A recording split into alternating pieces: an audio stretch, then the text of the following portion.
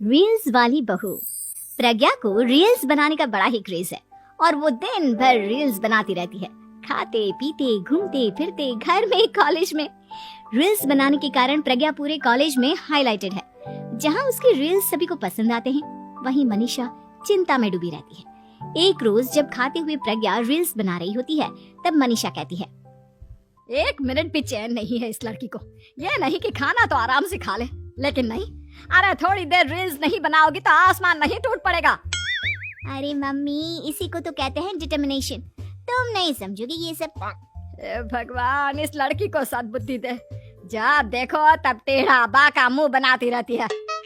मनीषा की बात का प्रज्ञा पर जरा भी असर नहीं होता और वो खाते खाते रील्स बनाती रहती है। दिन बीतने लगते हैं और देखते देखते प्रज्ञा का कॉलेज भी खत्म हो जाता है।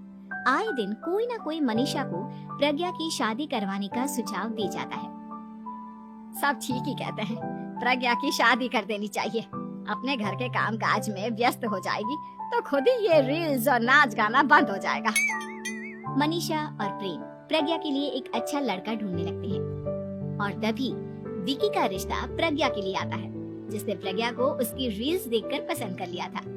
अगले दिन विकी अपने माता पिता के साथ प्रज्ञा के घर पहुंच जाता है और प्रज्ञा साड़ी पहने हाथों में चाय की ट्रे लिए उनके सामने आती है। जब विकी को पसंद है तो हमें भी बहू पसंद है। बहन जी, आप बारात की तैयारी कीजिए। एक बार लड़का लड़की अकेले में बात कर ले तो अच्छा रहेगा। हाँ हाँ, क्यों नहीं। मनीषा विकी को प्रज्ञा के कमरे में भेजती है, जहाँ प्रज्ञा पहले से ही रील्स बना रही होती है। तभी विकी कहता है, आ गए आपके साजन जी। हमारे साथ ये रील्स कंप्लीट करती तो और भी अच्छा रहता। अच्छा जी, अब आ ही गए हैं तो बना ही लेती हूँ आपके साथ। दोनों मिलकर रील्स बनाते हैं। जब वी मीट और तुरंत पोस्ट भी कर देते हैं। फिर विकी कहता है, जब आप साड़ी में चाय लेकर आई तब मुझे लगा कि कहीं मैं गलत घर में तो नहीं आ गया। अब सही है। दोनों की शादी पक्की हो जाती है और शादी के दिन भी प्रज्ञा रील्स बनाने से चूकती नहीं। यहाँ तक कि बारात के समय भी नाचते हुए रील्स बनाती है।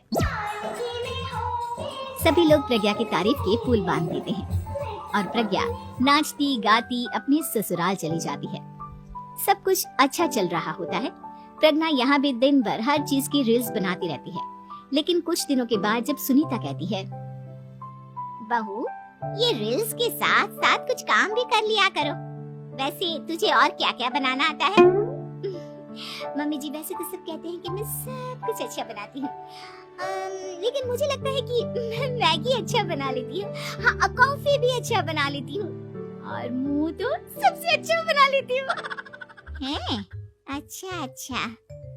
सुनीता अपना माथा पकड़ लेती है और कहती है, बहू, कुछ खाना बनाना भी सीख लेती। मम्मी जी, मैं लंबी प्लानिंग कर रही हूँ। जल्दी ही मैं इतनी फेमस हो जाऊंगी कि मुझे पैसे मिलने लगेंगे। हम दोनों सास बहू राज करेंगे, राज। नौकर काम करेंगे और लोगों की तो लाइन लगेगी हमसे मिलने के लिए।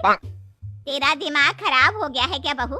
हंसी मजाक तक ठीक है, लेकिन इस तरह घर नहीं चलते। जितना जल्दी हो इस घर के तौर तरीकों को सीख लो। प्रज्ञा मुंह घुमाकर चली जाती है और तुरंत उसी वक्त एक रील बनाती है। ये देख सुनीता का गुस्सा 7वें आसमान पर चला जाता है और विकी के घर आते ही सुनीता उसे सब कुछ बताती है। विकी भी अब प्रज्ञा की इन हरकतों से परेशान हो जाता है। तुम टेंशन मत लो मम्मा, मैं देख लूंगा। विकी कमरे में जाता है तो देखता है कि प्रज्ञा रील्स बना रही है। विकी बड़े ही प्यार से प्रज्ञा से कहता है, प्रज्ञा, इन सब के लिए मैं तुम्हें मना नहीं कर रहा हूँ, लेकिन फिर भी हर वक्त तो ये अच्छा नहीं लगता ना। समझने की कोशिश करो, मुझे भी तुम्हारा थोड़ा वक्त चाहिए। मैं जब ऑफिस से आता हूँ तो मुझे समय देने की जगह इसी में लगे रहते हो। तुम ज्यादा ही सोच रहे हो। तुम भी मेरे साथ रील्स बनाओ ना, तुम्हें भी बहुत अच्छा लगेगा। तुम्हें इज्जत से कोई बात समझ में नहीं आती क्या? दिमाग खराब हो गया है तुम्हारा इस चकाचौंध से। अगर तुमने अपना रवैया नहीं बदला तो मैं तुमसे दूर चला जाऊंगा। तुम ही रिश्ता लेकर आए थे, मुझे लड़कों की कमी नहीं थी और ना आज है। विकी दरवाजा पटक कर चला जाता है। धीरे धीरे विकी प्रज्ञा से दूर होता जाता है। एक रोज मनीषा प्रज्ञा के ससुराल उससे मिलने जाती है।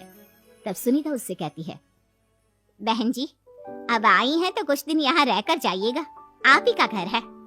हाँ मम्मी, बहुत दिन हो गए तुम्हारे साथ एक भी रील नहीं बनाई मैंने। प्रज्ञा तुरंत अपने फोन में रील्स ऑन कर लेती है। ये सब मुझसे नहीं होगा। तेरा ये भूत अभी तक नहीं उतरा क्या? बहन जी आप कुछ कहती नहीं क्या इसे? जब आप ही कुछ नहीं कर पाई तो मैं कर ही क्या सकती हूँ। सास तो वैसे ही बदनाम है। शाम को घर की लाइट चली जाती है और मनीषा प्रज्ञा से कहती है, मेरे घुटनों में बहुत दर्द हो रहा है, तू लाइट का कुछ इंतजाम करना बेटा। अच्छा कैंडल जला देती हूँ मम्मा। प्रज्ञा गाते हुए कैंडल जलाती है और खिड़की के पर्दे के पास रख देती है। मनीषा जिसे बहुत दर्द हो रहा है वो सो जाती है और प्रज्ञा हमेशा की तरह अपने रील्स में लग जाती है। उधर कैंडल की वजह से पर्दा आग पकड़ लेता है और मनीषा के कमरे में आग लग जाती है। बचाओ, कोई है, बचाओ। सभी भागते हैं और विकी कमरे की आग बुझाने में लग जाता है, लेकिन तब तक मनीषा आधी जल चुकी थी। मनीषा की हालत देख प्रज्ञा रोने लगती है। विकी मनीषा को तुरंत हॉस्पिटल ले जाता है और उसे एडमिट कराता है। विकी प्रज्ञा से कहता है, देख लिया ना, तुम्हारे इस नाच गाने की वजह से आज तुम्हारी माँ की जान जाते जाते रह गई। अब पता नहीं तुम और क्या चाहती हो। उधर डॉक्टर कहते हैं, इनकी हालत बहुत नाजुक है, आधे से ज्यादा जल चुकी है। प्रज्ञा रोती हुई मंदिर में जाती है और भगवान के आगे जाकर कहती है, भगवान मेरी माँ को ठीक कर दो, मैं कसम खाती हूँ हाथ से ये रील्स बनाना छोड़ दूंगी, बस मुझे मेरी माँ वापस मिल जाए। 2 दिन बीत जाते हैं और मनीषा खतरे से बाहर आ जाती है। पेशेंट अब ठीक है, आप लोग उनसे मिल सकते हो। सब कोई मनीषा से मिलता है और प्रज्ञा सबके सामने अपना फोन तोड़ देती है। मुझे माफ कर दो मम्मा, मैंने तुम लोगों की बातों को नजरअंदाज किया। बेटा कोई भी चीज जरूरत से ज्यादा खराब है। मैंने तुम्हें रील्स बनाने से कभी मना नहीं किया, लेकिन हर वक्त एक ही चीज तो सही नहीं है। मैं समझ गई हूँ मम्मा, आई एम सॉरी। प्रज्ञा उस दिन से रील्स बनाना छोड़ देती है और पूरी तरह से अपने घर में लग जाती है।